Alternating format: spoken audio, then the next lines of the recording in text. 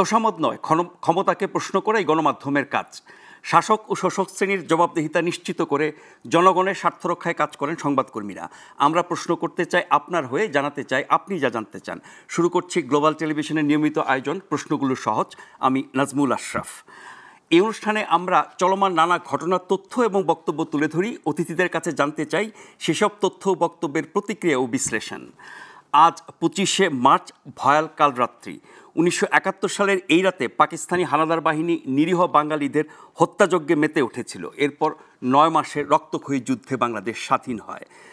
আজকে স্বাধীনতার পদক প্রদান অনুষ্ঠানে প্রধান উপদেষ্টা ডক্টর মোহাম্মদ ইউনূস বলেছেন, মুক্তিযুদ্ধের চেতনা থেকে বিচ্যুতির ফলেই দেশ ফ্যাসিস্টদের কবলে পড়েছিল। একই ধরনের আরেকটি অনুষ্ঠান, সেটিও মহান স্বাধীনতা দিবস উপলক্ষে আয়োজিত বিএনপির এক সমাবেশে দলের মহাসচিব জনাব মির্জা ফখরুল ইসলাম আলমগীর বলেছেন, কিছু গোষ্ঠী মুক্তিযুদ্ধের ইতিহাসকে অবজ্ঞা করছে। আমাদের আজকের আলোচনার বিষয় মুক্তিযুদ্ধের চেতনা ও ফ্যাসিবাদ।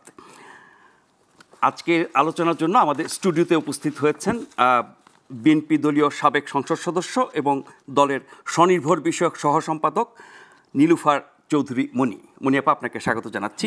এছাড়াও আমাদের সাথে আছেন আমার বাংলাদেশ পার্টি এবি পার্টির সাধারণ সম্পাদক ব্যারিস্টার আসাদুজ্জামান ফুয়াদ ভাই, আপনাকে স্বাগত জানাচ্ছি। আমরা বিএনপির যেই আলোচনা অনুষ্ঠানে মির্জা ফখরুল কথা বলেছেন সেটি নিয়ে একটি প্রতিবেদন দেখে আলোচনাটি শুরু করতে চাই।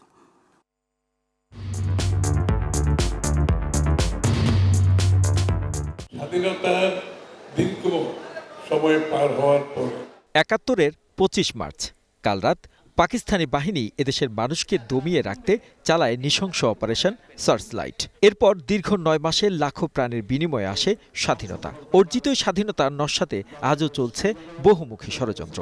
এমন আলোচনায় মুখর হয়ে ওঠে বিএনপি আয়োজিত এই সভা।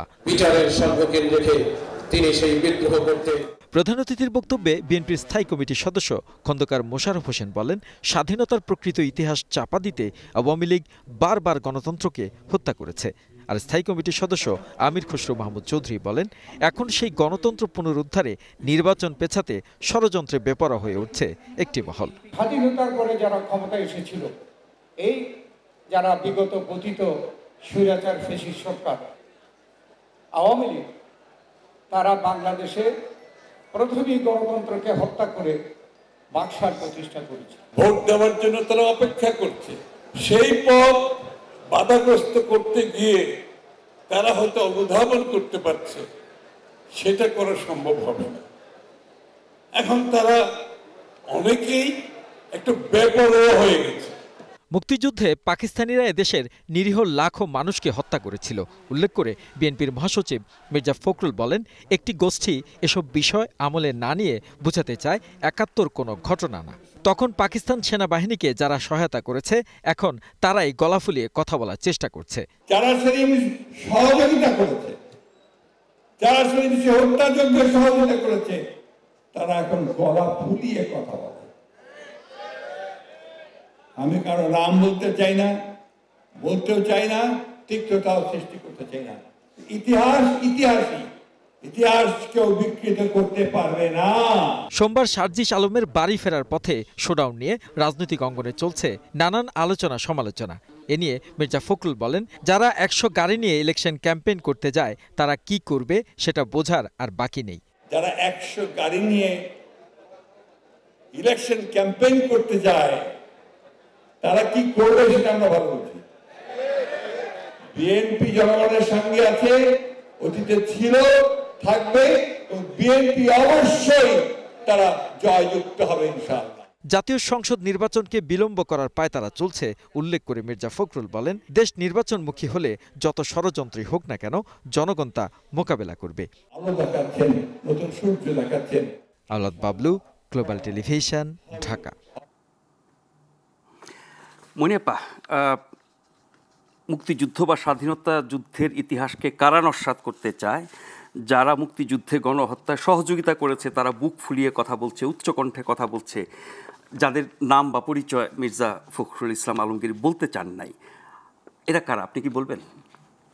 ধন্যবাদ আপনাকে।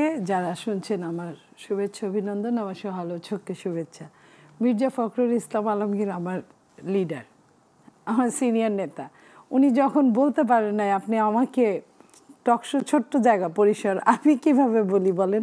এটা তো সবাই বুঝে, আপনিও বুঝেন, তো এইখানে বলার তার অপেক্ষা থাকে না। মানে এদের নাম বললে অসুবিধা কি? মানে নাম বলার দরকারটা কি? নাম বলা ছাড়া যদি আমি বুঝি স্বাধীনতার 54 বছর পরেও নাম বলার প্রয়োজনটা কোথায় আসে আমরা জানি না।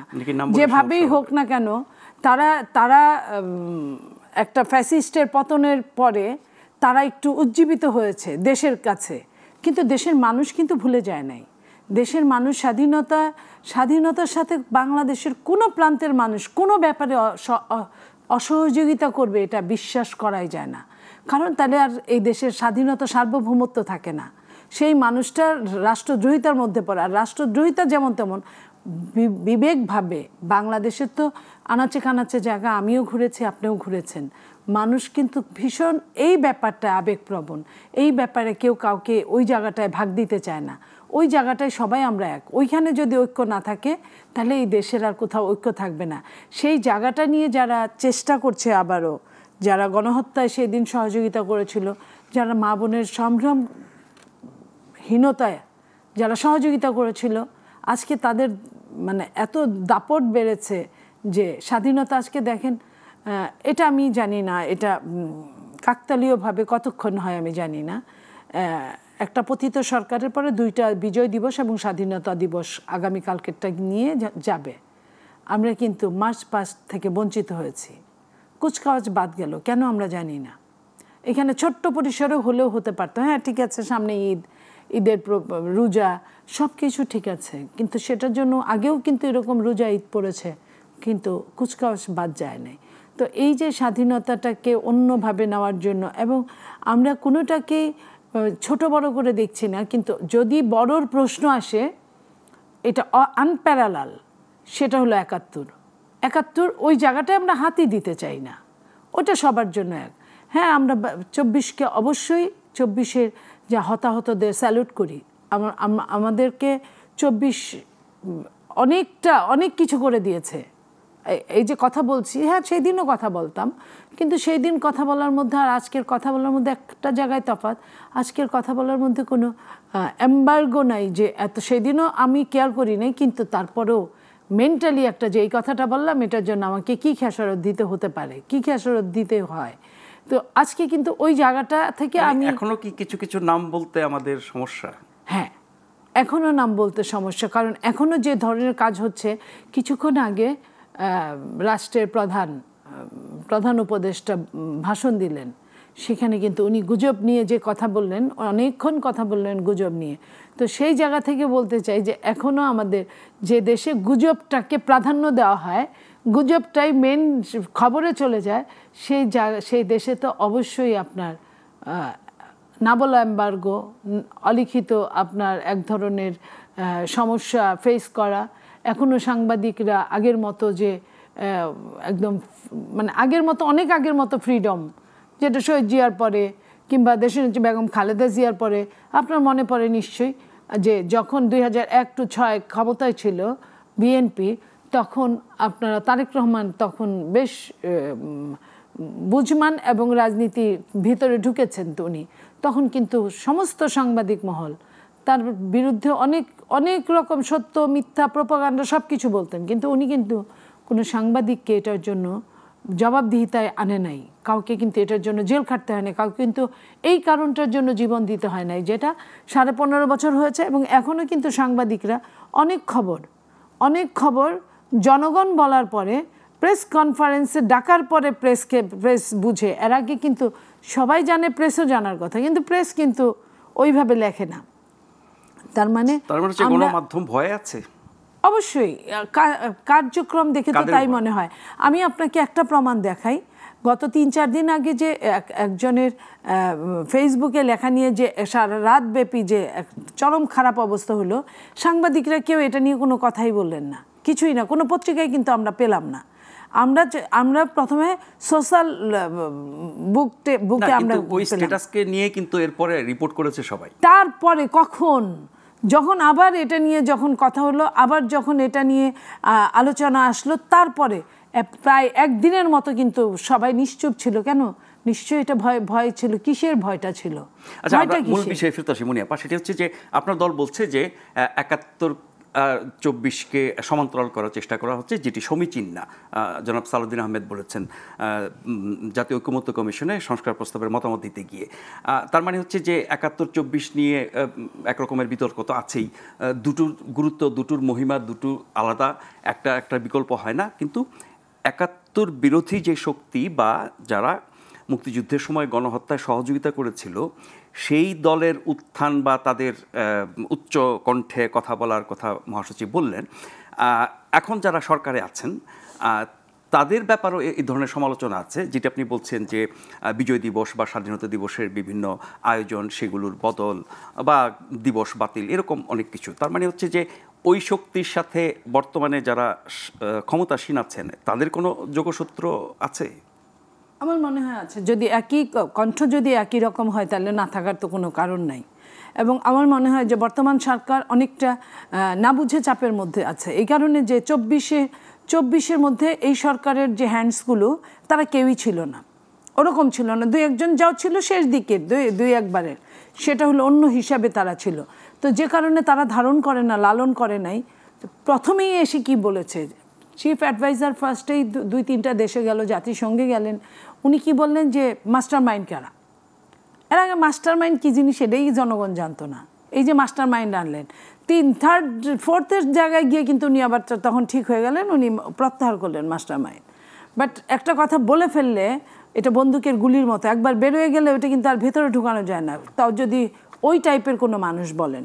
তো তারপরে যাদের আঙ্গুলি হেলনে তারা চলছে, তারা কিন্তু ঘুরে ঘাড়ে আপনি মাস্টার মাইন্ড বলেন, যেটাই বলেন, এটা কিন্তু নেপথ্যে একটা শ্রেণী যারা গণহত্যায় সহযোগিতা করেছিল, এই শ্রেণীটার আঙ্গুলি হেলনে উঠছেন এবং বসছে। ডক্টর ইউনূসের সরকার তো সবার সমর্থিত সরকার, এখন পর্যন্ত সেই সমর্থন আছে। তারা কেন একটি নির্দিষ্ট রাজনীতির পক্ষে? সবার সমর্থিত এক জিনিস, সবার সমর্থিত হলে তো গণভোটের প্রয়োজন পড়ে। আপনি তো গণভোট হয় নাই। এটা হচ্ছে যে আমি বলি অভ্যুত্থানের পরে যখন যারা সিলেক্ট করেছে অন্যরা শব্দ করে নাই, এটা মৌনতা সম্মতির লক্ষণ অনেকটা। মানে আপনাদেরও তো সমর্থন ছিল।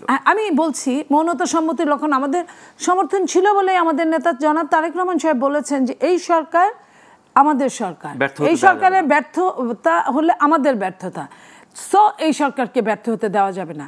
তারপরে বলছে পরের লাইনে, তারপরেও যদি ব্যর্থ হয় তাহলে আমাদের কিছু করার নাই। তারপরেও কেন এই কথাটা বলছে, সেটার অর্থ হলো যে সরকারকেও তো অনুধাবন করতে হবে যে কার সাথে কথা বলে আমার কাজটা করা উচিত, কাদের সাথে কথা বলতে হবে। তো আপনি নিজে অনভিজ্ঞ, আপনি আরও যদি অনভিজ্ঞ সিলেক্ট করেন যাদের অভিজ্ঞতা নাই রাষ্ট্র পরিচালনা, আপনি তাহলে তো আপনি মানে নিম্নমুখী হবেন। অনভিজ্ঞতার কথা তো তারা সবসময় স্বীকার করেন, প্রধান উপদেষ্টা স্বীকার করে, কিন্তু উনি স্বীকারও যেমন করে, উনি আবার কোনো সহযোগিতাও তেমন নেন না। আপনি দেখেন কয়টা রাজনীতিবিদদের ওরকম নিচ্ছেন না, কয়টা রাজনীতিবিদদেরকে উনি ওইভাবে ডেকে নিয়ে কথা বলেছেন, টাইম দিয়েছেন। কোথায় 2-3 বার যাও হয়েছে, এই যে ওনারা বলতে পারবে, সেটাও খুব ক্ষণস্থায়ী টাইম। আপনি ইয়েস নো ভেরি গুডের মতো আপনি আসলেন, কেমন আছেন, খুব কার্যকর সম্পর্ক হয় না। যেটা রাষ্ট্রের জন্য কার্যকর, আপনি ব্যক্তি টু ব্যক্তি কার্যকর হলে রাষ্ট্রও কার্যকর হয়, আমি অত দূরে গেলাম না। মিনিমাম রাষ্ট্রের জন্য কার্যকরের জন্য কিন্তু একটা সময়ের দরকার। এই যে সংস্কার 166টা বের হয়েছে, সেটার আগে যদি এই সব দলগুলোকে ডেকে নিয়ে যেত, একটা প্রতিনিধি করে যদি বলতো যে তোমরা সব দল থেকে একটা ডেটা দাও যে কয়জন থাকবে, তাদের সঙ্গে যদি সংস্কার কমিশনে তারাও যদি টাইম টু টাইম তাদের সাথে কথা বলতো, কারণ এই সংস্কার পাশ করানোর জন্য কিন্তু পরবর্তী রাজনৈতিক দলদেরই দরকার, তাদেরই সমর্থন সহযোগিতা লাগবে। আমরা সংস্কারের বিষয়ে আলাদা করে আলোচনা করব। ব্যারিস্টার আসাদুজ্জামান ফুয়াদ, প্রধান উপদেষ্টা আজকে স্বাধীনতা পদক অনুষ্ঠানে বলেছেন মুক্তিযুদ্ধের চেতনা থেকে বিচ্যুতির ফলেই দেশ ফ্যাসিস্টদের কবলে পড়েছিল, মুক্তিযুদ্ধের চেতনা ভুল দিকে যাওয়ায় দেশে মানবাধিকার ও সাম্য প্রতিষ্ঠা করা যায় নাই। এখন মুক্তিযুদ্ধের লক্ষ্য উদ্দেশ্য ব্যর্থ কখন হলো?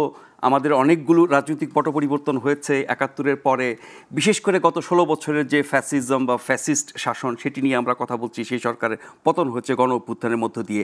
ফলে মুক্তিযুদ্ধের চেতনা নিয়ে আমরা বিগত সরকারকে বহু কথা বলতে শুনেছি। মোটা দাগে অনেকে বলেন যে তারা মুক্তিযুদ্ধের চেতনা নিয়ে ব্যবসা করেছে, মুক্তিযুদ্ধের চেতনা নামে যত রকমের অপকর্ম সব কিছু করেছে। মুক্তিযুদ্ধের চেতনার ধারে কাছে তারা ছিল না, কিন্তু মুক্তিযুদ্ধের ধ্বজাধারী সেজে গিয়েছিল। ফলে প্রধানমন্ত্রী যেটি বলছেন যে মুক্তিযুদ্ধের চেতনা থেকে সরে যাওয়া বা বিচ্যুত হওয়া বা ভুল দিকে যাওয়ার কারণে, এই ভুলটা আমরা কখন গেলাম, গত 16 বছরেই নাকি আরও আগে? ধন্যবাদ আপনাকে। প্রথম কথা হচ্ছে যে আমার বাবা মুক্তিযুদ্ধে ছিলেন। আজকের এরকম একটা ঐতিহাসিক দিনে আমি শুরুতেই এই বিশাল মুক্তির লড়াইতে যারা শহীদ হয়েছেন তাদেরকে শ্রদ্ধার সাথে স্মরণ করছি, তাদের জন্য দোয়া, রুহের মাগফিরাত কামনা করছি। অনেক অনেক হাজার হাজার মানুষ আহত হয়েছেন, পঙ্গুত্ব নিয়ে এখনও বেঁচে আছেন। এবং একটা এই মুক্তির লড়াইতে যারা মোটা দাগে দায়িত্ব পালন করেছেন দুইটা জায়গায়, একটা পলিটিক্যাল জায়গা থেকে যাদেরকে আমরা ফাউন্ডিং ফাদার্স বলি, যারা এটাকে পলিটিক্যালি সংগঠিত করেছেন, শেখ মুজিব থেকে শুরু করে তাজউদ্দিন আহমেদ থেকে শুরু করে প্রবাসী সরকারের নেতৃবৃন্দরা যারা ছিলেন সবাই, মাওলানা ভাসানী ছিলেন, তাদেরকে স্মরণ করছি তার পলিটিক্যাল কন্ট্রিবিউশনের জায়গা থেকে। আর দ্বিতীয়ত হচ্ছে সামরিক জায়গা থেকে যারা সাহায্য করেছেন, জেনারেল ওসমানী আমাদের সর্বাধিনায়ক ছিলেন, সেক্টর কমান্ডার ছিলেন, সবাই সশস্ত্র বাহিনীর সদস্যরা ছিলেন, অসাধারণ বীরত্ব গাথা তাদের ইতিহাসে আছে। তো সেই সকল বিভিন্ন বাহিনীর যারা সদস্যরা এবং সাধারণ মানুষ যারা মুক্তিযোদ্ধারা ছিলেন সবাইকেই স্মরণ করছি শ্রদ্ধার সাথে। আমাদের আর্ম ফোর্সেসের অফিসাররা পার্টিকুলারলি যারা নেতৃত্ব দিয়েছিলেন সেই দিনগুলোতে এবং ঐতিহাসিক নেতৃত্ব দিয়েছেন, দেশপ্রেম বলতে যা বোঝায় তারা প্রত্যেকে তার ব্যক্তিগত জীবনে সে লড়াই দিয়ে সেটা প্রমাণ করেছেন, স্বাক্ষর রেখেছেন। দ্বিতীয়ত হচ্ছে যে আসলে যুদ্ধটা হইল কেন, মুক্তিযুদ্ধের চেতনা যখন বলি, প্রথমত হচ্ছে আমাদের ফিরে যেতে হবে যুদ্ধটা কেন হইল। এবং এটার যদি আপনি ঐতিহাসিক ডকুমেন্ট দেখেন, এটা হিস্টোরিক্যাল ডকুমেন্ট হচ্ছে যেটা 10 এপ্রিল আমাদের যখন প্রবাসী সরকার গঠিত হয় তারা একটা ঘোষণাপত্র অ্যাডপ্ট করে, যেটা 17 এপ্রিল তারা শপথ নেন এবং ওটা পাঠ করেন। সেখানে মোটা দাগে 3টা জিনিস ছিল। প্রথম অংশে ছিল হচ্ছে অজুহাতনামা, যেই বাঙালি মুসলমান এবং যেই বাঙালি নিম্নবর্ণের হিন্দুরা মিলে মোটা দাগে প্রজা, জমিদারি বন্দোবস্তের যারা প্রজা ছিলেন তাদের রাষ্ট্র ছিল পাকিস্তান রাষ্ট্র, কৃষক প্রজাদের রাষ্ট্র, জমিদারি প্রথা বাতিল, এই পাকিস্তান আন্দোলন বানানো, এই শেখ মুজিবুর রহমান থেকে শুরু করে মাওলানা ভাসানী থেকে শুরু করে সবাই পাকিস্তান আন্দোলনের কর্মী ছিলেন। তাহলে সাডেনলি 24 বছর পরে যে রাষ্ট্রটা যারা বানালেন তারা কেন সেই রাষ্ট্রটাকে তালাক দিলার চেষ্টা করছেন? কেন বলছেন যে আমার বানানো ঘরে আমি আর থাকবো না, আমি আলাদা হয়ে যাব? সেই অজুহাতনামাটা খুব পরিষ্কার করে বোঝা দরকার আমাদের, তাহলেই হচ্ছে চেতনার প্রশ্নটা পরিষ্কার হবে জাতির কাছে। সেখানে পরিষ্কার করে ওয়ারাস দিয়ে যেহেতু দিয়ে যেহেতু পূর্বের সাথে পশ্চিমের যে বৈষম্য, পূর্বের সাথে পশ্চিমের যে কৃত ওয়াদা ছিল, গণতন্ত্র এটা সেটা হয় নাই, ভোট নির্বাচন সব কিছু মিলে একটা অভিযোগনামা ছিল।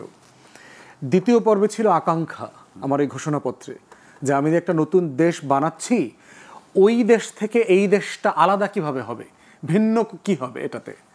সেখানে পরিষ্কার করে বলা ছিল we the people therefore propose a free independent democratic country, People's Republic of Bangladesh এই নামে হবে, যেই রাষ্ট্রটা পরিচালিত হবে 3টা মূলনীতির উপর ভিত্তি করে, সাম্য, মানবিক মর্যাদা এবং সামাজিক সুবিচার। তাহলে আমরা যখন বারবার 71-এর লড়াই, মুক্তিযুদ্ধের লড়াই অথবা আমার শত শত বছরের এই মাটির এই জমিনের যে আজাদির লড়াই ছিল, এই প্রত্যেকটা লড়াইকে যদি আপনি 2-3টা শব্দে সামারাইজ করতে চান, সেটার অঙ্গীকার ছিল যে আমি এমন একটা রাষ্ট্র চাই যে এই রাষ্ট্রে সাম্য থাকবে, মানবিক মর্যাদা থাকবে এবং ইনসাফ থাকবে। এখন এইটা হচ্ছে আমার নীতি। তাহলে 53 বছর ধরে এই দেশটা যারা শাসন করেছেন, শোষণ করেছেন, ফ্যাসিবাদ কায়েম করেছেন, তাদেরকে প্রত্যেককে তখন এই নীতির উপরে ভিত্তি করে চার্জশিট দিতে হবে যে তারা আসলে কি কি অপরাধে অভিযুক্ত। এবং সেই জায়গা থেকেই প্রফেসর ইউনূস বলবার চেষ্টা করেছেন যে আমরা সেই অঙ্গীকারের জায়গা থেকে সরে এসেছি। কখন থেকে সরে আসছি আপনি জিজ্ঞেস করেছেন, ইমিডিয়েটলি আফটার থেকে, একদম যুদ্ধ শেষ না হওয়া পর্যন্তই বলতে পারেন যে এখনও যুদ্ধটা ভালোভাবে শেষও হয়নি। 16 ডিসেম্বর তো সব জায়গায় যুদ্ধ শেষ হয়নি, কোনো যুদ্ধ আপনার একেবারে 19 তারিখ, 26 তারিখ, ডিসেম্বরের শেষ, জানুয়ারি 1st উইক 2nd উইক পর্যন্ত কোনো এলাকায় মহল্লায় যুদ্ধ হয়েছে। তাহলে সেই যে লড়াইটা আমার ছিল, সেই নতুন বাংলাদেশে জানুয়ারি মাসে কিন্তু আপনার জহির রায়হান গুম হইলেন। কোন জহির রায়হান? যে জহির রায়হান ইংলিশে 2টা ডকুমেন্টারি ফিল্ম করেছেন 71-এ, শুধুমাত্র ইন্টারন্যাশনাল কমিউনিটি যারা ছিল, আন্তর্জাতিক মহলকে বোঝানোর জন্য যে কি হচ্ছে এখানে গণহত্যার নামে, এখানে মুক্তির লড়াইটা কি হচ্ছে। যেই ইংরেজি ফিল্মগুলো আপনার পশ্চিমের বিভিন্ন দেশে দেশে আপনার দেখানো হয়েছে, বিভিন্ন পার্লামেন্টে এগুলো দেখানো, সংসদ সদস্যদেরকে দেখিয়ে মতামত তৈরি করা হয়েছে। জর্জ হ্যারিসন এরপরে উদ্বুদ্ধ হয়ে এটার উপর ভিত্তি করে কনসার্ট করলেন, টাকা উঠাইলেন, সেই টাকা আবার দেশে পাঠানো হয়েছে। তাহলে সেই মানুষটা যিনি এই লেভেলে মুক্তির লড়াইকে দুনিয়াতে তুলে ধরেছেন, তাকে গুম করা হইল আপনার 30 তারিখে জানুয়ারির। কেন গুম করা হয়েছে? কারণ তার ভাইকে যখন 14ই ডিসেম্বর 71-এ গুম করা হয়, উঠায় নেওয়া হয়, ওইটার প্রতিবাদ জানাতে গেছেন উনি। এটা ইনভেস্টিগেশন করছিলেন এবং উনি জানতেন কারা কারা এর সাথে জড়িত, এবং যাদেরকে বলা হচ্ছে তারা আসলে না, উনি ফাইন্ড আউট করে ফেলেছিলেন। তাহলে গুম তো শুধু 16 বছরের পলিটিক্স না, যেই পলিটিক্সের ব্যাপারে আমরা আপনারা সবাই মিলে এই লড়াইটা করলাম এত বছর থেকে, যে গুম খুনের বাংলাদেশ থেকে মুক্তি চাই। তাহলে গুমটা তো আমার স্বাধীনতার প্রথম মাসে হয়ে গেল, এবং সেই গুমের বিচার কি হয়েছে? আপনার সেই জহির রায়হানের বোন এখনও বেঁচে আছে। উনি কদিন আগে কোনো ইন্টারভিউ দেখলাম, বলতেছে যে আমি এখনও তো আমার ভাইয়াকে খুঁজে বেড়াচ্ছি। বললো যে তুই থাক, দরজাটা বন্ধ কর, আমি আসতেছি। মিরপুরে গেলেন, মোহাম্মদপুরে গেলেন ভাইকে খুঁজতে, আর ফিরে আসেন নাই। এবং ওনার আত্মীয় স্বজনরাও এটার সাথে জড়িত, খুব বিখ্যাত বাংলাদেশের চেতনা ব্যবসায়ীরা এগুলোর সাথে জড়িত বলে উনি বলেছেন। তাহলে এরপরে দেখেন 72 থেকে 75 আমার সংবিধানটা তৈরি হইল নভেম্বর মাসে। যেই সংবিধানটা তৈরি করলো কারা? যারা 70-এর পাকিস্তান ফ্রেমওয়ার্কে নির্বাচিত সদস্যরা। অন্য একটা দেশের স্বাধীনতা সার্বভৌমত্ব রাখার শপথ যারা নেবেন, তারা মিলে একটা নতুন রাষ্ট্রের সংবিধান বানালেন, এবং এই সংবিধানটার জন্য তারা গণভোট করলেন না, কোনো ম্যান্ডেট নিলেন না। তাহলে দেখেন এই যে বিচ্যুতির কথা যেগুলো আসছে না, এই যে আরেকটা বিচ্যুতি। তৃতীয়ত দেখেন আমার 73-এর নির্বাচন, 73-এ শুধু জাতীয় নির্বাচন না, মার্চের ছাত্র সংসদ নির্বাচনগুলো দেখেন।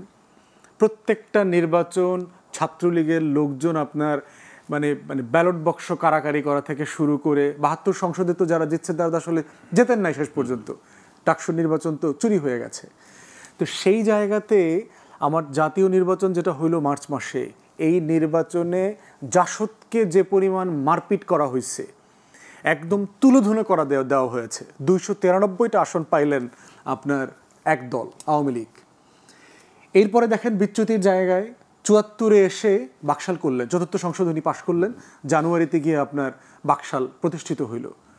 তাহলে যেই মানুষটা পাকিস্তান আন্দোলন করলেন, যেই মানুষটা পাকিস্তানের পুরো পিরিয়ডে 13-14 বছর জেল খাটলেন মানুষের জন্য, মুক্তির লড়াইয়ের জন্য, গণতন্ত্র ভোটের জন্য, সেই মানুষটা অফিসিয়ালি গণতন্ত্রকে হত্যা করলেন, করে চতুর্থ সংশোধনী করলেন, বাকশাল করলেন, নিজের দলটা সহ আওয়ামী লীগ সহ সকল দল বিলুপ্ত করে দিলেন, পত্রিকা বিলুপ্ত করে দিলেন, 3-4টা সহ নিজেদের পত্রিকা, জাতীয় দল করলেন নিজের একটা, যেটার নাম বাকশাল দিলেন।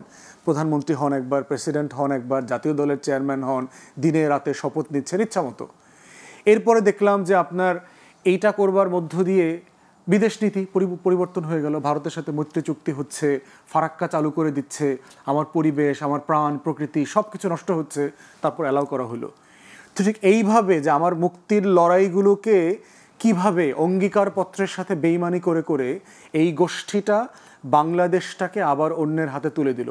এরপরে দেখেন জাসদের 2 ভাগ, সশস্ত্র আন্দোলন, ভারতের হাইকমিশন অ্যাটাক করা, ডেপুটি হাইকমিশনারকে আপনার বন্দি করা, খুন খারাপি, এই চলতে চলতে কিন্তু জিয়াউর রহমান পর্যন্ত এসে এটা স্টেবল হয়েছে।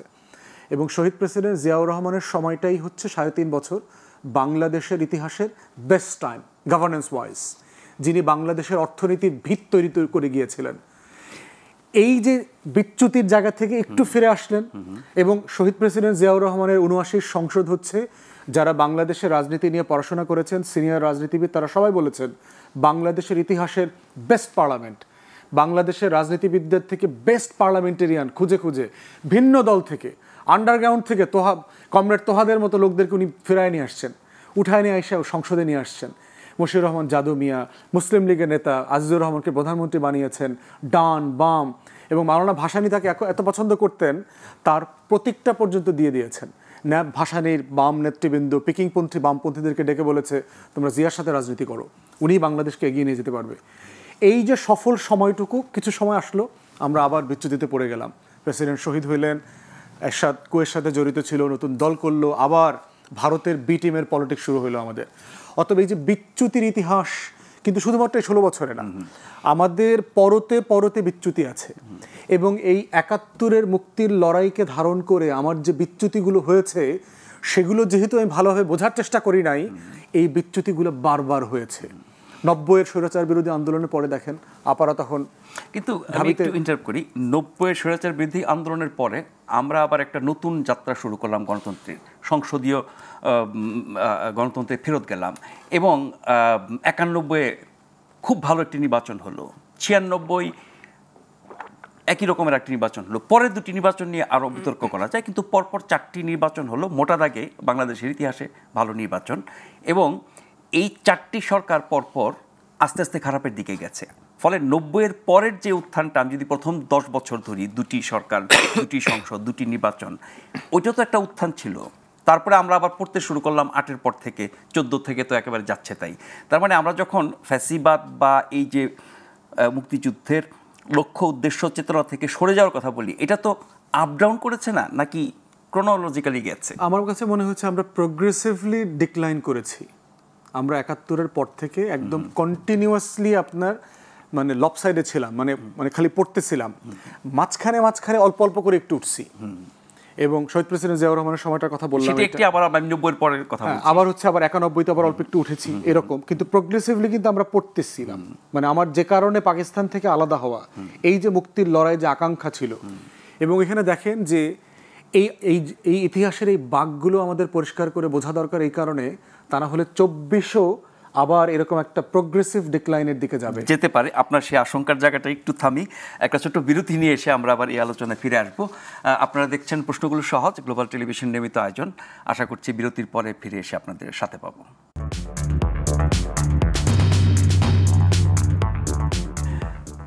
ধন্যবাদ আমাদের সাথে থাকবার জন্য। আপনারা দেখছেন প্রশ্নগুলো সহজ, গ্লোবাল টেলিভিশন নিয়মিত আয়োজন। আমাদের সাথে আজকে অতিথি হিসেবে আছে নিরুফা চৌধুরী মণি এবং ব্যারিস্টার আসাদুজ্জামান ফুয়াদ। ফুয়াদ ভাই, আপনার কাছে ফিরবো। আপনি ঐতিহাসিক যে ধারাবাহিকতাটা চমৎকারভাবে ব্যাখ্যা করছিলেন, সেই স্বাধীনতার আগ থেকে একেবারে স্বাধীনতা যুদ্ধ এবং এরপরে একেবারে 90 পর্যন্ত টানা, সেই ক্রোনোলজিতে এসে 24-এ আপনি বলছিলেন যে এখানে যাতে আবার ওরকম একটা ধাক্কা আমরা না খাই, সেই জন্য এই 24-এর চেতনাকে এগিয়ে নিতে হবে, ধরে রাখতে হবে, কোনোভাবে নষ্ট হতে দেওয়া হবে না। আজকে প্রধানমন্ত্রী সেই কথা বলেছেন যে সফল হতে হবে, ব্যর্থ হতে দেওয়া হবে না। কিন্তু আমরা এই 24-এর চেতনা, লক্ষ্য, উদ্দেশ্য অর্জনকে মানে বেশি মহিমান্বিত করে ফেলছি কি না, বা এটা করতে গিয়ে আমরা 90 বা 71-এর সাথে কোনো কিছু তুলনীয় না, 90-কে আমরা পাত্তাই দেই না, কিন্তু অনেক সময় 71-এর সমান্তরাল নিয়ে আসছি, এটি অনেকেই বলছেন। এ ব্যাপারে আপনার কাছে শুনবো, তার আগে মনে আপনার কাছে একটু শুনতে চাই। মির্জা ফখরুল বলেছেন, এই এনসিপির নেতা সার্জিস আলম, তিনি যে নির্বাচনী প্রচারণায় গেছেন সে সম্পর্কে তিনি বলেছেন যে যারা 100 গাড়ি নিয়ে ইলেকশন ক্যাম্পেইন করতে যায় তারা কি করবে সেটা আমরা ভালো বুঝি। এরকম গাড়ির বহর বা তোরণ বানানো, তারপরে সোনার নৌকা উপহার, জনতার ঢল, বাচ্চা বাচ্চা ছেলে মেয়েদেরকে ঘন্টার পর ঘন্টা রাস্তায় দাঁড় করিয়ে রাখা, এই রাজনীতি তো আমরা অনেক বছর ধরে দেখছি। এই যে নতুন ছেলেপেলেরা, তরুণ প্রজন্ম, তারা নতুন রাজনীতি আমাদেরকে উপহার দেবে, আওয়ামী, বিএনপি বা অন্যান্য দলের মতো রাজনীতি তারা করবে না, সব কিছুই তো দেখি তারা করছে। তার মানে কি তারা এটা থেকে বেরোতে পারছে না, নাকি ওই রাজনীতি করে আপনাদের সাথে প্রতিযোগিতা করতে চান? ধন্যবাদ। দেখেন, ওই যে ফুয়াদ সাহেব বললেন অনেকগুলা কথা, একদম আমি ঢুকে গিয়েছিলাম সেই হিস্ট্রির মধ্যে, যে একদম ক্রনোলজিক্যালি ভালো লাগলো যে কিছু কিছু এখানে দ্বিমত ছিল, বাট আমি এটা বলবো না, ভালো লেগেছে। সেই ব্যর্থতা আমরা চাই না, যে ব্যর্থতা আগে আমরা দেখেছি, এটা সত্যি সবাই মিলেই চাই না।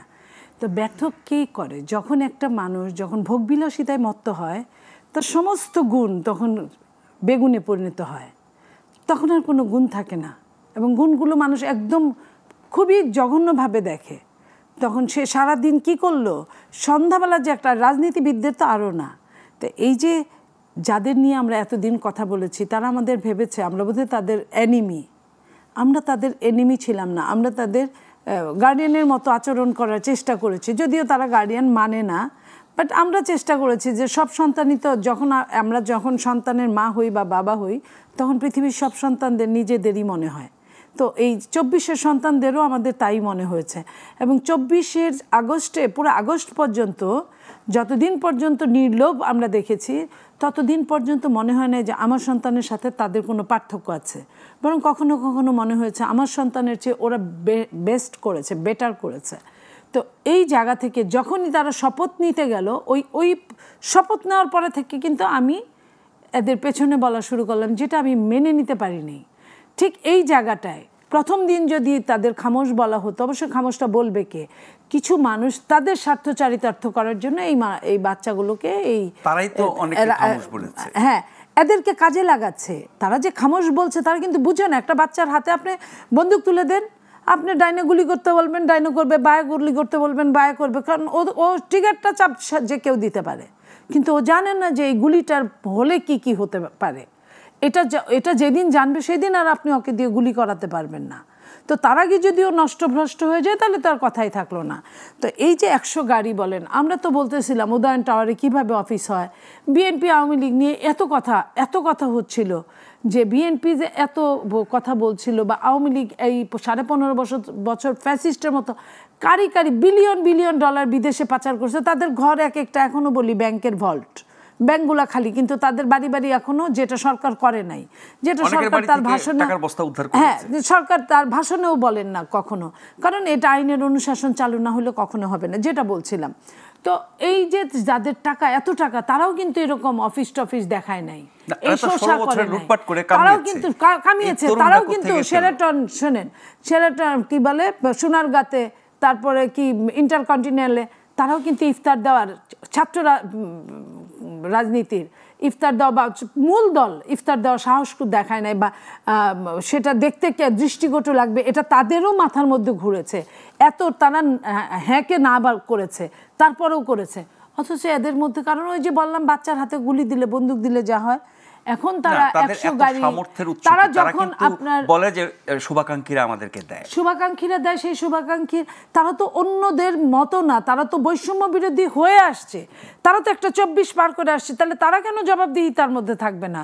তারা কেন বলবে না যে কে তাকে দিল? আমি যখন প্যাকেটের মধ্যে দেখি যে সরকারের পতিত সরকারের সেই ফ্যাসিস্টগুলোর নাম, তখন কিন্তু আমরা কেঁপে উঠি, কিন্তু ওরা তো কাঁপে না। ওদেরকে তো প্রথমেই ওই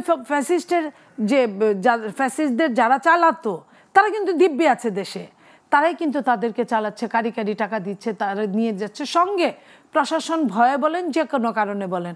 আমি যখন দেখি পিরোজপুরের ডিসি যখন আপনার করে কি বলে, রিকোজিশন করে গাড়ি দিয়ে দেয় তাদেরকে ঢাকা আসার জন্য, তখন কিন্তু আমি আরেক ধাপ অবাক হই যে প্রশাসন যুগে যুগে সরকারকে নষ্ট করেছে। এরা হবু সরকার মনে করে প্রশাসন আবার তাদেরকে নষ্টের জন্য নেমেছে। যেখানে প্রশাসনে আগে যা উৎকর্ষ লেনদেন হতো, তার চেয়েও ডাবল প্রায় এখন হয়, তার কম হয় না, বেশি হয়। তো কিছুটা ঠকেছে পুলিশরা, বাট অন্যরা কিন্তু তা না। পুলিশেও আছে ভিতরে, এখনও মামলা নেওয়ার সময় টাকা ছাড়া, বড় বড় টাকার বাণিজ্য ছাড়া মামলা নিচ্ছে না তারা। তো এই ছেলেদেরকে নষ্ট করছে, এই ছেলে মেয়েদেরকে বিভিন্নভাবে লোভ দেখাচ্ছে। এটা তো মধ্যবিত্ত ঘরের, নিম্ন মধ্যবিত্ত ঘরের 10 টাকা বাঁচানোর জন্য যারা বিশ্ববিদ্যালয় থেকে নীলক্ষেত বা নিউ মার্কেটে হেঁটে যায়, লোকাল বাসে না ওঠে, সেই মানুষগুলা এত টাকার মুখ দেখলে সে তো বিপদে যেতেই পারে। আর সে যখন এটাই মনে করেছে পতিত সরকারের সাথে তারা ছিল, আপনি খেয়াল করেন, তাদের সাথে এই সার্জিসকে নিয়ে যে কথাটা হয়েছে, এই ছেলেটাই 24-এর প্রথম দিকে একটা বক্তৃতা দিয়েছে। আমি বক্তৃতাটা সেই দিন শুনলাম ইউটিউবে। সেইখানে শেখ হাসিনাকে উল্লেখ করে বলছে, মাননীয় প্রধানমন্ত্রী, আপনার বাবা অমুক মানে দুনিয়ার ডেজিগনেশন দিয়ে, আপনার বাবাকে যে মির্জাফররা মেরেছে ছিল, তারা কিন্তু এখনো আছে। আমি এই কথাটা বলার পর তার আপাতমস্তক আমি ভালো করে খেয়াল করলাম, বড় করে তার শারীরিক মৌখিক কোনো অভিব্যক্তির কোনো মিনিমাম চেঞ্জ নাই। তার মানে কি, তাকে বা যারা সবচেয়ে বড় মুনাফেকে পরিণত করেছে, যার কোনো এত বড় মিথ্যা কথাটা সে বলছে, কারণ তার 2-1 মাস পরে হয়তো সে বিট্রে করেছে, সে এই তাকে দেশ ছেড়ে পালিয়ে যেতে তারা বাধ্য করেছে। তো তার চেহারার মধ্যে, অভিব্যক্তির মধ্যে এটা ফুটে ওঠে নাই। পরে দেখলেও তো মানুষ ফুটে ওঠে। পুলিশরা বা গোয়েন্দারা যে আপনার সন্ত্রাসীদের নির্ণয় করে কিভাবে, আগে তো ফেস ভ্যালুজ দেখে, ফেসটাকে দেখে, বডি ল্যাঙ্গুয়েজ দেখে। এটা পৃথিবীর সমস্ত পৃথিবীতে এটা আছে। অথচ বাংলাদেশের এইটুকু একটা ছেলে তাকে ওইভাবেই গড়ে তুলছে যে তার শারীরিক অবয়বের মধ্যে কোনো চেঞ্জ আমি দেখি নাই। তো এই মানুষগুলা তারা ভাষাটা বদলে গেছে, শুধু ঠোঁট বদলাচ্ছে এবং সে সম্পূর্ণরূপে আস্থা নিয়ে কথা বলছে। আস্থার মিনিমাম কোনো মানে লুম পরিমাণ আস্থার ব্যত্যয় ঘটে নাই সে যখন বলছে। তাহলে ওই পতিত স্বৈরশাসক তাকে কেন বিশ্বাস করবেন আপনি বলেন? হ্যাঁ, এতে দেশের লাভ হয়েছে, কিন্তু তার ব্যক্তি জীবনে এই জিনিসটাই কিন্তু তারা এটা কিন্তু সবসময় কাজে লাগাচ্ছে। এই যে 2 দিন আগে সেনাপ্রধানকে নিয়ে যে ধরনের কাজে লাগালো, এটা একটা তাদের বুদ্ধি আমি এত কম বলবো তা না, কথা বলে তো ফুরফুর করে একদম তোতা পাখির মতো। এটা সম্পূর্ণ, হ্যাঁ, অভিজ্ঞতার অভাব আছে, কিন্তু যখন কথা বলে তখন কিন্তু ছাড় দিয়ে কথা বলে না, তখন কিন্তু কোনো আদব কায়দার ভাষাটা ভেতর থেকে আসে না। তো সেই মানুষটা এটা তো বোঝার কথা যে কাকে কতটুকু বলতে হবে। আমি সেনাপ্রধানের পক্ষে কথা বলছি না, আমি দেশের পক্ষে কথা বলছি, সার্বভৌমত্বের কথা বলছি।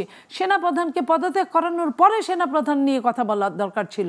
সেনাপ্রধান এখনো ওই পোস্টে আছে এবং সে সমস্ত সেনাবাহিনীর মানে নেতৃত্ব দিচ্ছেন। তো সেইখানে যারা কিনা যাদের বলা আছে যে যারা মৃত্যুর জন্য শপথ বাক্যেই তারা মৃত্যুর জন্য অলওয়েজ মানে স্ট্যান্ড বাই থাকে, সেই দেশে সেই মানুষগুলো নিয়ে কথা বলার আগে দ্বিতীয়বারের জন্য ভাবা উচিত ছিল যে এটা আমি এইভাবে ছাড়ব। আসলে অপরিপক্কতা শুধু বললে চলবে না, বয়স আবেগটা শুধু বললে হবে না। এইখানে পিছন থেকে যারা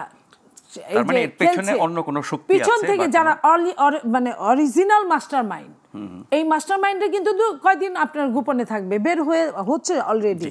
তো এই তারাই বলবে, তারা এত কিছু জানে, তারা তো এই দেশটাকে জঘন্যতর অবস্থায় পৌঁছে দেওয়ার জন্য এই ছেলেদেরকে দিয়ে এই যে 100 গাড়ির মহড়া দেওয়াচ্ছে। কারণ কি এরাও যদি নষ্ট হয়ে যায় তাহলে দেশে থাকলোটা কি? দেখেন, ছাত্রদেরও ধ্বংস করে দিল, আপনার রাজনীতিবিদদেরও ধ্বংস করা, তাহলে আপনার সমাজনীতি যারা ব্যবসায়ী তারা সিন্ডিকেটের মধ্যে আছে, যারা চাকরিজীবী তারা দুনিয়ার চরম অনিয়মের মধ্যে থাকে। সব ধ্বংস হলে এই দেশটা কারা চালাবে?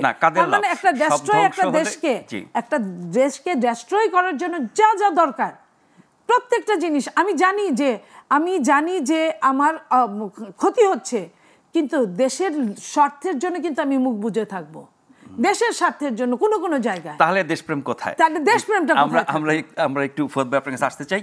এই তরুণদের সাথে মাঠে ময়দানে আপনি আন্দোলনে ছিলেন, আমরা প্রতিনিয়ত আপনাকে দেখেছি। এদের মনস্তত্ত্ব আপনি নিশ্চয়ই অনেক ভালো বুঝবেন। এদের যে এই রূপটা আমরা দেখছি, যেমন সার্জিসের কথা বলা হচ্ছিল যে একজন তরুণ রাজনীতিবিদ, আজকে একটা ভিডিও দেখলাম যে তিনি ঈদে বাড়ি যাচ্ছেন ট্রেনে করে, তার একটা ইন্টারভিউ নেওয়া হচ্ছে, তিনি বলছেন গরমে ঘেমে যাচ্ছি কারণ উপরে ফ্যানটা নাই। সে এখন উড়োজাহাজে করে বাড়িতে যান, শতাধিক গাড়ি বহর নিয়ে যান, শত শত মানুষের আয়োজন সেগুলো হয়, যেগুলো আমরা আগের রাজনীতি দেখেছি এবং সেগুলো সমালোচনা করেছি। এই তরুণরা আবার সেই খপ্পরে পড়ে গেল কিনা, যদি পড়ে গিয়ে থাকে কেন? দেখেন, ওই আগের আলোচনার যেটা ধারাবাহিকতায় বলি আর কি, যে আমরা আমাদের মুক্তির লড়াইয়ের পদচ্যুতিগুলো কোথায় কোথায় হয়েছে। 90-এর আন্দোলনে কিন্তু 3 জোটের লিখিত রূপরেখা ছিল, কিন্তু স্যাডলি তারা রিপিটেডলি পাওয়ার রোটেশনে এসছেন ক্ষমতায়, কিন্তু সেই রূপরেখাগুলো কিন্তু বাস্তবায়িত হয়নি।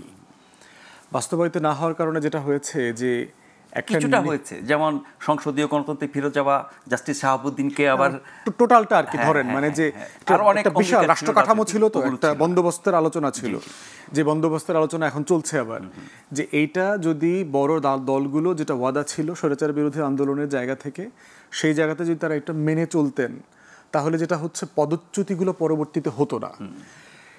90-91 নির্বাচনের মাধ্যমে আর একটা যেটা আসছে, যে আপনার একটা অল পার্টি সেটেলমেন্ট আসছিল যে নির্বাচনটা কিভাবে হবে, কারণ নির্বাচনের মধ্য দিয়ে একটা আস্থা অবিশ্বাস তৈরি হয়ে গিয়েছিল। এই অল পার্টি সেটেলমেন্টও আমরা দেখলাম যে ইউনিল্যাটারালি কোনো ম্যান্ডেট ছাড়া 2011-তে আদালতের ঘাড়ের উপরে বন্দুক রেখে এটা বাতিল করে দেওয়া হলো, পদচ্যুতি আবার হইল। এবং দেখেন যে এই আমি 4টা নির্বাচন ভালো হয় এটা আমি বলি না, আমি রাফলি 3টা নির্বাচনকে আমি ভালো মনে করি। কারণ 2011-এর নির্বাচনটা হাইলি মানে ম্যানুফ্যাকচার ইলেকশন ছিল, মানে 8-এরটা কথা 8-এরটা 111 ইলেকশন যেটা আপনি, তো সেই জায়গাতে আপনার প্রণব মুখার্জির বই, গোয়েন্দা সংস্থার বিভিন্ন জায়গার সাথে কথাবার্তা বলে আমরা বসছি, 3টা তো ভালো নির্বাচন ছিল, রিলেটিভলি ভালো নির্বাচন হয়েছে আছে বাংলাদেশে যেটা হওয়া দরকার ছিল। কিন্তু এই যে দেখেন আবার আমরা পদচ্যুতির মধ্যে পড়লাম। তাহলে এই জায়গাটাতে আমাদেরকে আসলে আর একটু ঘোরায় ঢোকা দরকার, সমস্যাটা কোথায়, নির্বাচনী ব্যবস্থা এটা সমস্যাটা গোড়াটা কোথায়। কারণ আপনি যখন সার্জিসের গাড়ি বহর নিয়ে কথা বলবেন, এটা একটা সিমটোম্যাটিক ইস্যু, ছোট একটা ইস্যু, কিন্তু সমস্যাটা গোড়া আরও বিভিন্ন জায়গাতে। যে নির্বাচন কি আসলে এই দেশে হয়, আমরা যেগুলোকে নির্বাচন বলি এগুলোকে আসলে নির্বাচন না কনসার্ট, নির্বাচনের নামে কনসার্ট হচ্ছে। আমরা যাদেরকে এই যে 12 কোটি 10 লাখ আমার সম্মানিত নাগরিক ভাই বোনরা, তারা কি আসলে ভোটার? তারা আসলে কি চিন্তা করে ভোট দিতে পারেন না? তাদেরকে আসলে দলগুলো পার্সু করে, তাকে বিকাশে টাকা দেয়, রকেটে টাকা দেয়, বিরিয়ানি খাওয়ায়, ফুসপানি খাওয়ায়, অটো পাঠায়, গাড়িতে করে আনে নেয়, এরপরে হচ্ছে বিশাল দলীয় নেতাকর্মীদেরকে পুষতে হয় এই প্রসেসের ভিতর থেকে, এবং ভেরি এক্সপেন্সিভ, মানে একটা মানে শত শত হাজার হাজার কোটি টাকার একটা নির্বাচনী বন্দোবস্ত। তাহলে সেই জায়গা থেকে আসলে আমার নির্বাচন আছে, এবং এই নির্বাচনে কি লেভেল প্লেইং ফিল্ড আছে? স্বাধীন মতামত দিতে পারছে না ভোটাররা, মানে তার তো সেই ক্যাপাসিটি তৈরি করে নাই। মানে আমার আগে ভোটারদেরকে এডুকেট করতে, হ্যাঁ, মানে আমার 71-এর পরে আমার লড়াইটা কি হওয়া দরকার ছিল, কারণ আমি তো রিপাবলিক করব বলেছিলাম, পিপলস রিপাবলিক অফ বাংলাদেশ। রিপাবলিকটা মানে কি, যে এই রাষ্ট্রটাকে পাবলিকের কাছে বুঝাইয়া দেওয়া।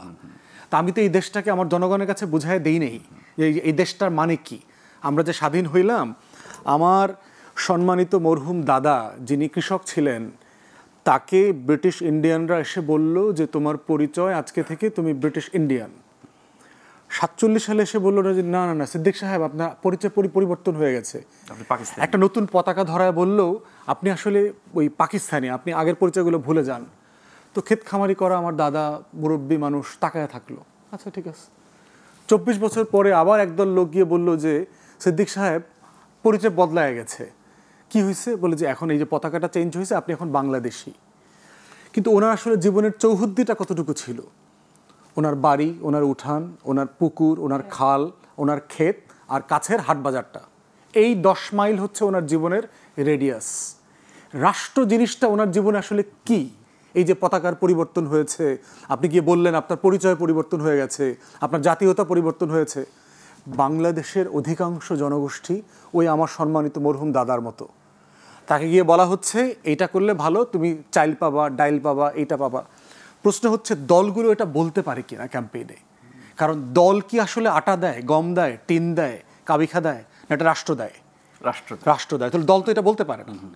তাহলে প্রশ্ন হচ্ছে যে আমি টোটাল একটা রাষ্ট্র বানিয়েছি, যে এই রাষ্ট্রটা বলেছিলাম রিপাবলিক করব, মানুষের রাষ্ট্র বানাবো, কিন্তু রাষ্ট্রটা তো আসলে দলের রাষ্ট্র হয়ে গেছে, এবং এটা 16 বছরে এত খারাপ হয়েছে যে এটা একজনের রাষ্ট্রে পরিণত হয়েছে। দল থেকে পরিবারে আসছে, পরিবার থেকে ব্যক্তির রাষ্ট্রে, একক রাষ্ট্রে পরিণত হয়েছে। গণভবনের এক ব্যক্তি সিদ্ধান্ত নেয় বাংলাদেশে কি হবে, কে বাঁচবে, কে মরবে, কার পদোন্নতি হবে, কার পদচ্যুতি হবে, কে থাকতে পারবে, কে থাকতে পারবে না। ইভেন আপনি পাসপোর্ট পাবেন কি পাবেন না, আপনি এয়ারপোর্ট ক্রস করতে পারবেন কি পারবেন না, এটাও সে সিদ্ধান্ত দিয়ে দেয়। তার মানে সংস্কার তো সবার আগে হওয়া উচিত দলের, ব্যক্তির। দলের তো একটা বিষয় আছে। তাহলে মানে হচ্ছে তাহলে আমার সমস্যাটা কোথায়, আমার গোড়ার মানে এই যেহেতু আজকে যুদ্ধের দিন, মানে 25শে মার্চ, আমাকে মুক্তির লড়াইটাকে ধরে রাখতে কথা বলতে হবে। যে আমি বোধ করছি যে আমার রাষ্ট্রের মোটা দাগে 2টা সংকট আছে। একটা হচ্ছে আমরা সবাই মিলে এই রাষ্ট্রটাকে রাষ্ট্র বানাই নাই। আমরা এখানে একটা জমিদারি বন্দোবস্ত, যেটা 1793 সাল থেকে ব্রিটিশরা চালু করেছিল, অফিসিয়ালি পাকিস্তান আন্দোলনের মাধ্যমে এটা বিলুপ্ত হয়েছে, প্রজাসত্ব আইন বাতিল হয়েছে 1950 সালের আইন দিয়ে, কিন্তু মনস্তত্ত্বে, আচারে, ব্যবহারে আমার গোত্র প্রথা, আমার জমিদারি প্রথা সমাজে সমাজে এখনো প্রচলিত আছে। মনস্তত্ত্ব পরিবর্তনের উপায় কি? এটা লড়াই, আলাপ তোলা। আমি কি রাষ্ট্র কখনো আমার নাগরিকের কাছে গেছে? ভোট কি জিনিস? এই দেশের রাষ্ট্র কি কোনোদিন একজন ভোটারকে উঠান বৈঠক করে বুঝাইছে? আমার এখানে কিন্তু পরিকল্পনা কর্মী আছে, দেখবেন যে গ্রামে গ্রামে উঠানে উঠানে তারা যায়, একটা ভেসপা মোটরসাইকেল নিয়ে যায়, বুঝায় যে মাতৃস্বাস্থ্য এইটা সেটা, পরিবার ইফেক্টিভ ছিল কিন্তু, এবং ইফেক্টিভ হয়েছে। তো এই রাষ্ট্র কি উঠানে উঠানেই লোক পাঠায় ভোটারকে জিনিস বুঝাইতে পারতো না? তাহলে যে রাষ্ট্রের টোটাল স্টেট মেশিনারি দিয়ে আপনি পরিবার পরিকল্পনা করলেন, সেই রাষ্ট্রকে দিয়ে তো আপনি দেশের মানুষকে নাগরিক বানাইলেন না, রাষ্ট্র বানাইলেন না। তো তাহলে আমার এই যে ৭১-এর বিচ্যুতি, যেটা প্রফেসর ইউনূস বলছেন, আমার বিচ্যুতি তো হচ্ছে আমরা সবাই মিলে এই দেশটাকে দেশ হইতে দেই নাই, এই দেশটাকে রিপাবলিক হইতে দেই নাই। আমরা বিভিন্ন দলের বংশের জমিদারি কায়েম করেছি, মানে শাসকদের স্বার্থে, এবং তারা কেউ করে নাই। না করার ফলশ্রুতি যেটা হচ্ছে, এখানে কখনোই লেভেল প্লেইং ফিল্ড ছিল না। দেখবেন নির্বাচন আসলেই বলা হয় লেভেল প্লেইং ফিল্ড। একজন ব্যবসায়ী যিনি ১০০ কোটি টাকা খরচ করতে পারবেন, আর যিনি আমার আপনার মতো অথবা মনিয়াপার মতো গরিব রাজনৈতিক কর্মী, কয় টাকা আমরা খরচ করতে পারবো? ব্যানার করার টাকা, পোস্টার করার টাকা কোথায় পাবো? অনেক আইন কানুন করে তো এগুলো নিয়ন্ত্রণের চেষ্টা করা হয়েছে, করা হয়নি। আমরা যে প্রস্তাবনা দিয়েছি ইলেকশন কমিশন, সংস্কার কমিশনে, যে ইলেকশনটাকে কিভাবে কম খরচে করা যায়, ২-৩টা জায়গা আছে ইলেকশনের যেখানে খরচ হয়। তার ভিতরে একটা জায়গা হচ্ছে নমিনেশন পাওয়া। বাংলাদেশে বড় দলগুলোর নমিনেশন পাওয়াতেই একটা বিশাল খরচ হয়, এবং দেখবেন জেনুইন রাজনৈতিক কর্মীরা নমিনেশন থেকে বঞ্চিত হচ্ছে। দ্বিতীয় খরচের জায়গা হচ্ছে আপনার ক্যাম্পেইন কস্ট। আমার পোস্টার করতে হয়, ব্যানার করতে হয়, ফেস্টুন করতে হয়, ১০০-১৫০ গাড়ি লাগে, মোটরসাইকেল লাগে, রোড শো করতে হয়। আমরা বলেছিলাম ক্যাম্পেইনটাকে ইলেকশন কমিশনে, লোকাল প্রশাসনে দিয়ে দেন। কোনো দল নির্বাচনী বিতর্ক যেটা, হ্যাঁ, নির্বাচনী বিতর্ক, যে কোনো দল আলাদা করে ইলেকশন ক্যাম্পেইন করতে পারবে না। আর থার্ড হচ্ছে জনগণকে ভোট কেন্দ্রে আনার থেকে ভোট কেন্দ্রটাকে মোবাইল করে আপনি জনগণের কাছে নিয়ে যান, খেতে নিয়ে যান।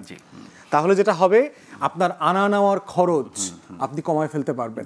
এই উঠান বৈঠক দিয়ে পরিবার পরিকল্পনা যেভাবে করেছে বাংলাদেশ রাষ্ট্র, এই দেশের মানুষগুলোকে ইলেকশন কমিশনের পক্ষ থেকে লক্ষ লক্ষ ভোটারকে বাড়িতে পাঠিয়ে দিয়ে ভোট কি জিনিস এটা বোঝানো দরকার, তাহলে বিচ্যুতি থাকবে না। আমরা আরেকটা ছোট্ট বিরতি নিচ্ছি, এবার ফিরে এসে আমরা আপনাদেরকে পাবো আশা করছি।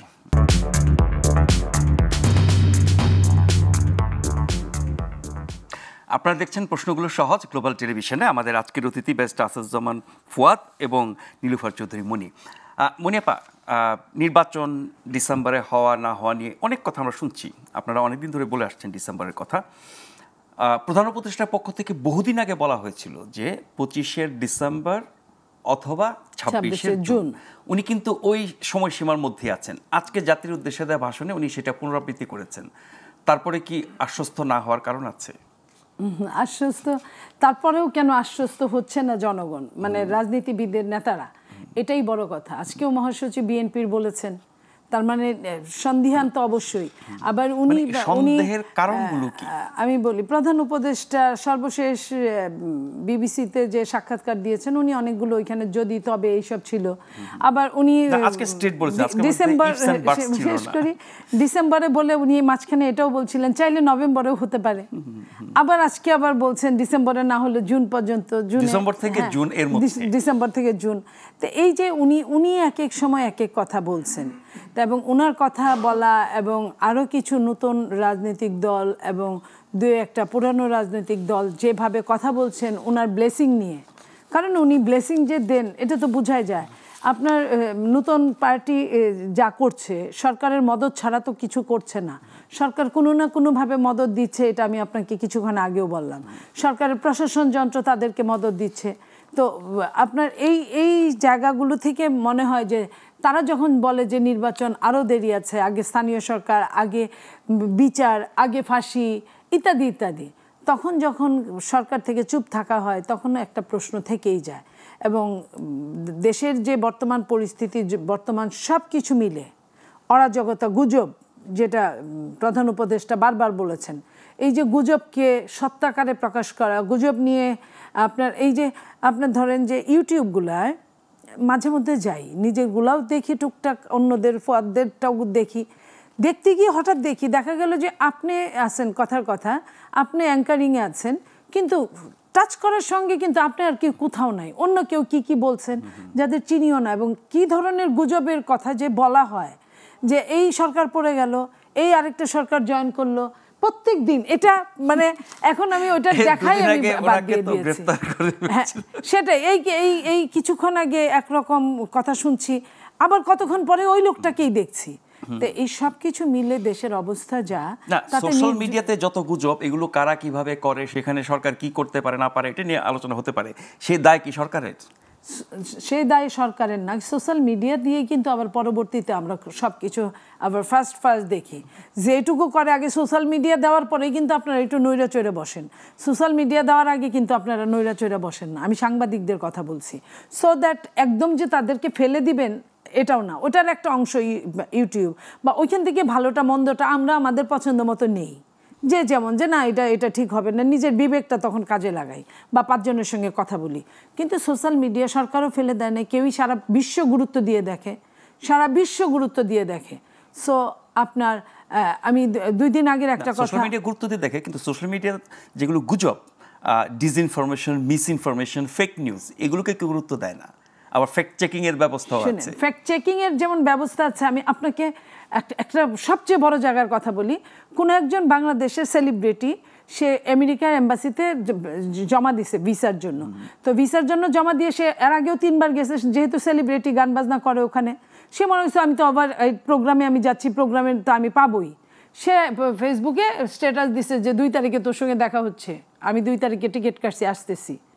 তো 2 তারিখের আগে যেহেতু ভিসার ব্যাপার, ভিসা আনতে গেছে, তখন এম্বাসির লোক বলে যে ও আপনি তো আমেরিকা 2 তারিখে যাচ্ছেন না, আপনি কি করে বুঝলেন যে আপনি যাচ্ছেন? তা আপনি দেখেন, আমি গুরুত্ব দিচ্ছি না, কিন্তু একটা জায়গায় কিন্তু গুরুত্ব হয়ে যাচ্ছে। তো এই জায়গাগুলোকে তো আমাদের বুঝতে হবে। তো এই জায়গাগুলো থেকে আমরা বলতে চাই যেখানে যে নির্বাচন হবে কি হবে না, প্রত্যেক দিন যে ধরনের কথা, প্রতিদিন বাঘে খায়, একদিন কিন্তু সত্যি বাঘে খাইলে কেউ জানে না, সেই দিন আর কেউ বিশ্বাস করে না। হয়তো বা এই সরকার যেভাবে বলছে, আবার তাদেরও নাড়া দিচ্ছে যে নির্বাচন যারা না করতে চায় তাদের, তো এই নির্বাচন যারা না করতে চায় তাদের সঙ্গে কিন্তু সরকার একবারও খামোশ বলে না যে আমি বলেছি নির্বাচন হবে, এরকম কিন্তু বলে না। যেমন সেনা প্রধান বলছিলেন অনেক আগে, যদিও আমরা বলছিলাম যে এটা তার বলার কথা না, বলছিলেন যে 18 মাসের মধ্যে নির্বাচন হতে হবে। তো এই যে এটা সরকার কিন্তু এইভাবে বলে না, এখনো কিন্তু সরকার যদি এবং তবের মধ্যে আছে। জি, ফত ভাই, শেষ করবো আপনাকে দিয়ে। সবশেষ বক্তব্য প্রধান উপদেষ্টার, আপনার কোনো সন্দেহ আছে যে এই সময়ের মধ্যে নির্বাচন নাও হতে পারে? এখন পর্যন্ত সাসপেক্ট করবার মতো কোনো জায়গা দেখতে পাচ্ছি না। কারণ হচ্ছে অনেকগুলো উপকরণ যদি যোগ করি, প্রথমটা হচ্ছে যে উনি যখন জাতিসংঘের কনফারেন্সে গেলেন সেপ্টেম্বরে, তারপর থেকে যে দিন তারিখগুলো উনি বলছেন, উনি ওটা কনসিস্টেন্টলি একই দিন তারিখ বলছেন, ডিসেম্বর থেকে জুন। এই ডিসেম্বরে বলছে 1-2 মাস আগে পরে হইতে পারে, ফেব্রুয়ারি মার্চ হইতে পারে, জুন হইতে পারে, মোটা সীমার ভিতরেই বলেছেন বাকিগুলো, বারবার একই কথা উনি বলছেন। দ্বিতীয়ত হচ্ছে যে যখন কমিশনগুলো কাজ করছে, ধরেন নির্বাচন কমিশনের সংস্কার যখন কাজ চলছে, আমরা ধারণা করেছিলাম এই সংস্কার কমিশনের কাজ হবার পরে নির্বাচন কমিশনকে রিঅর্গানাইজ করা হবে। কিন্তু আমরা দেখলাম যে পুরাতন আওয়ামী লীগের আইনে, যে আইনটা নিয়ে আমরা অনেক সমালোচনা করেছি, ওই আইনটা দিয়েই সার্চ কমিটি করে টোরে রাজনৈতিক দলগুলোর সাথে একটা বোঝাপড়া করে কমিটি কিন্তু আপনার রিঅর্গানাইজ করে দিয়েছে কমিশনকে, এবং কমিশন কাজ করছে। এবং কমিশনও যেটা বলেছে যে আপনার এই বছরের অক্টোবর থেকে আগামী বছরের মার্চের মধ্যে ভোটার তালিকাটা প্রায় হালনাগাদ হয়ে যাবে। এবং যেহেতু একটা ক্রেডিবল ইলেকশন হয় নাই অনেক বছর, ভোটার তালিকাটা হালনাগাদ করার অনেক কাজ আছে, এবং একটা বিশাল সংখ্যক জনগোষ্ঠীকে বাদ দিতে হবে, ঢুকাইতে হবে। এবং এই কাজটা কিন্তু আমরা দেখতে পাচ্ছি, হালনাগাদের কাজ ব্যাপকভাবে সারা দেশে চলছে। কমিশন বারবারই বলছে তারা ডিসেম্বরকে সামনে রেখে এটা কাজ করছে। এর বাইরে আমরা দেখলাম যে বাজেট অ্যালোকেট করা, স্বরাষ্ট্র মন্ত্রণালয়ের আপনার দেখবেন যে ভোটার যে তালিকাটা আছে এটা কোথায় যাবে না, এটা নিয়ে কিন্তু একটা তর্ক ছিল। আওয়ামী লীগ চাচ্ছিল এটাকে হোম মিনিস্ট্রিতে নিয়ে যেতে, কারণ এটার সাথে একটা বিশাল ব্যবসা আছে। আপনারা দেখেছেন যে কিভাবে ভোটার তালিকাকে বিক্রি করা হয়েছে, জয়, পলক, এই কি বিভিন্ন জায়গায় সরকারি কর্মকর্তারা মিলে টিলে একটা ইন্ডিয়ান কোম্পানিকে বিক্রি করেছে, তারা আবার 10-15 বার 20 বার বিক্রি করেছে, লক্ষ লক্ষ কোটি টাকা লুটপাট করেছে। কমিশনের কাজ আর প্রধান উপদেষ্টার বক্তব্য মিলিয়ে কাজের মধ্য দিয়ে আমরা দেখতে পাচ্ছি। ঠিক একইভাবে দেখবেন যে আর্ম ফোর্সেসের পক্ষ থেকেও কিন্তু বারবার বলা হচ্ছে তারা ডিসেম্বরকে সামনে রেখে আইন শৃঙ্খলা বাহিনী করবে, এবং পুলিশ মিলে আপনি এবং পুলিশ সবকিছু মিলায় এখন তাদের সক্ষমতা জেনুইনলি আসলে আছে কিনা, পারবে কিনা। কারণ ফেয়ার নির্বাচন দেশে হয় নাই, নির্বাচন কমিশন কিন্তু ভালো নির্বাচন করতে ভুলে গেছে। সো সেই জায়গাতে আমরা বোধ করছি এখন পর্যন্ত সন্দেহ করবার মতো জায়গা নাই। তবে 1/11 এর এক্সপেরিয়েন্সের কিন্তু একটা ট্রমা বিএনপির মধ্যে আছে, সেই কারণে আমরা কোনোভাবে ছোট করে না দেখি, এই ট্রমাটাকে আমাদের সম্মান করতে হবে। নিশ্চয়ই। অনেক ধন্যবাদ ফুয়াদ ভাই, অনেক ধন্যবাদ মনিয়াপা। যারা অনুষ্ঠান দেখছিলেন শুরু থেকে বা পরে যোগ দিয়েছেন প্রত্যেককে ধন্যবাদ ও কৃতজ্ঞতা জানিয়ে আজকের মতো শেষ করছি। অনুষ্ঠানটি পুনঃপ্রচার হবে আগামীকাল সকাল 7টায়, আর এই অনুষ্ঠানে ফিরে আসবো আগামীকাল রাত 9টায়। শুভরাত্রি।